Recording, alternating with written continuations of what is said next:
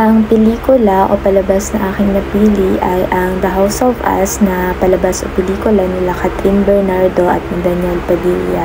Sa nasabing pelikula, si Catherine Bernardo ay nagngangalang George habang si Daniel Padilla naman ay Primo. Nagsimula ang pelikula sa debate nila George at ni Primo na kung saan magkalaban ang kanilang kampo at katulad ng ibang mga typical na love story, di kalaunan ay nagka-developan din silang dalawa at tumagal ang kanilang relasyon ng 7 taon. Sa loob ng 7 taon na iyon, maayos naman ang umpisa ng kanilang relasyon. Si Primo o si Daniel Padilla ay nagpupursige bilang isang musician. Siya ay isang gitarista sa banda habang si George naman ay nag-aaral ng kursong medisina. Sinuportahan ni George si Primo sa kanyang pangarap kahit na medyo nahihirapan talaga sila. Dumating sa punto na halos si George na lang ang kumakayod upang mabayaran ang kanilang gastusin at mga bill sa kuryente at sa tubig habang si Primo noong mga panahon na yon ay nalulugmok o nawawala ng pag-asa. Sinusubukan ni George na tulungan si Primo kahit papaano na itaas o i-lift up ang kanyang sarili para maging maayos ang direksyon ng kanyang buhay.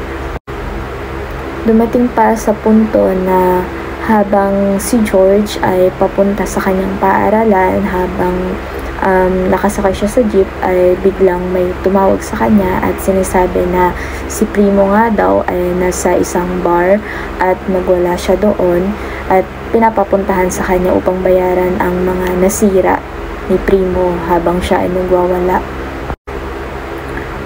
Nag-isip si Catherine Bernardo, subalit pinuntahan niya din naman si Primo sa nasabing bar at pagdating niya doon nakita niya na lasing nga si Primo at tinatawagan naman siya ng kanyang kaibigan at sinasabi na pumunta na siya dahil magsisimula ng kanilang eksaminasyon, subalit si George ay nag-aalala pa din kay Primo.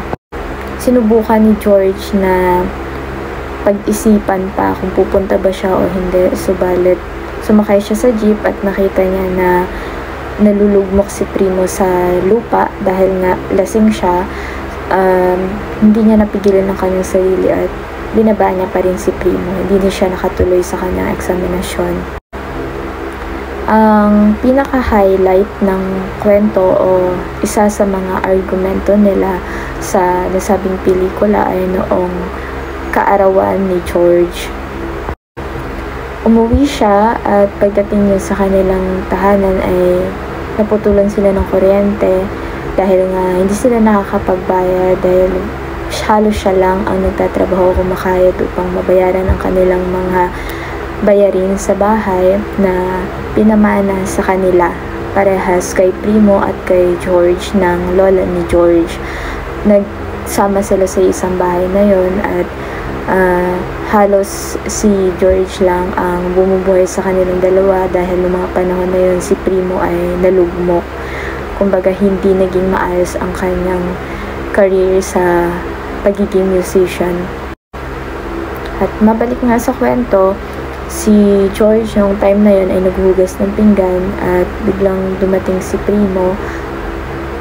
Anong araw na yun ay kaarawan ni George, balat ni walang maayos na cake na naibigay sa kanya si Primo, kundi parang mga tira-tira lamang at nilagyan lang ng kandila. Tinanong ni Primo si George kung napapagod na ba siya at siguro dala na din ng naghalo-halong emosyon ni George. Napasigaw siya kay Primo at sinabi niya na pagod na siya. At doon nangyari ang kanilang hiwalayan dahil nung sinabi ni George ang kanyang mga hinaing kay Primo, siguro sa pakiramdam ni Primo ay nagiging pabigat na siya kay George, kaya nagdesisyon siya na umalis na lang sa kanilang tahanan. At naghiwalay sila ng mga 2 taon. Si George, pinagpatuloy niya ang kanyang buhay bilang isang estudyante nag-aaral ng medisina, habang si Primo naman ay hindi niya na alam kung saan nagpunta. Napag-alaman din sa kwento na si Primo pala ay pumunta o sumama sa kanyang kamag-anak o magulang na nasa Italia at sinubukan niyang ayusin ang kanyang buhay doon. Nagtrabaho din siya bilang isang cleaner o tagalinis ng mga bahay. Noong una ay sinusubukan pa ni George na magbigay ng distansya o limitasyon sa kung saan lang sila maaaring mag-usap o magtagpo sa bahay. Dumating pa sa punto na nilagyan niya ng mga hati o division ang bahay upang malaman ni Primo kung saan ang parte ni George at yung parte ni Primo. Subalit, hindi din kalaunan, siguro dala na din ng sila nga ay parehas na mayroon pang nararamdaman sa isa't isa. Nahihirapan si George na magdesisyon dahil pakiramdam niya ay masasayang lang muli ang panibagong mga taon ng buhay niya kung sakaling babalikan niya si Primo. Noong una ay sinusubukang isabotahin ni Primo ang pagbebenta ni George sa bahay sapagkat naniniwala siya na hindi dapat inibenta ni George sapagkat yun nga ay pamana ng yumaong lola ni George sa kanilang dalawa. Subalit noong nalaman ni Primo ang totoong rason kung bakit gustong ibenta ni George ang tahanan na dati nilang tinirhan, di kalaunan ay pumayag din siya.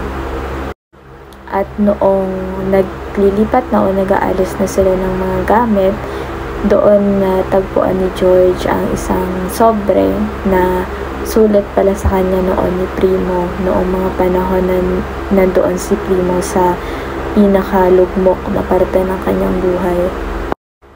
At napaiyak na lang si George habang binabasa yung nasabing sulat at hindi naman sinabi direkta sa katapusan ng kwento o ng pelikula kung talagang nagkabalikan silang dalawa, subalit sa nasabing katapusan ng kwento o ending, naging maayos silang dalawa, nagkapatawaran sila at naging maayos yung huling parte ng ending ng kwento. Ayun lamang. Maraming salamat.